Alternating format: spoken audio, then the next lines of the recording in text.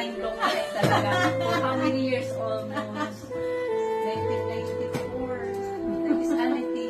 Oh, 94. So hello everyone, mga mari, mga pare. Pumunta po ako sa isa kong masugid na follower at siya po ay schoolmate ko. At tingnan nyo naman, sabi niya ay more than 30 years na kaming hindi nagkita. 30 years ba? Oo nga. Pero ayan, dahil nga gustong-gusto niya akong makita at hindi siya makapaglakad dahil nga sa aksidenteng nangyari sa kanya, ay ako na po ang pumunta at binigyan natin siya ng konting ayuda.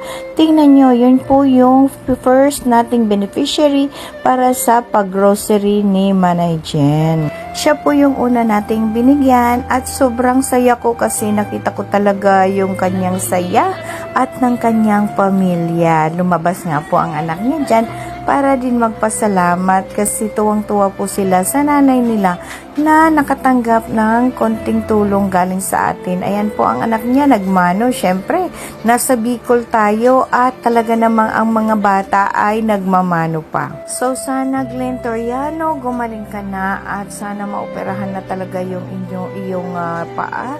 At sana ay itong konting tulong ay makatulong talaga sa iyo. At kahit konti dahil hindi ka makapaghanap buhay, ay para sa iyo at sa inyong pamilya ang grocery na ito. At siya nga pala, binigyan natin si Glenn ng tote bag at saka stickers. At hinatid na rin natin sa kanya ang kanyang t-shirt. O diba?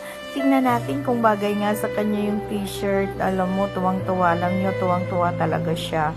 At kasyang-kasya sa kanya yung t-shirt na kinuha niya. O diba? Sana all over na sa susunod pong vlog. Tara na!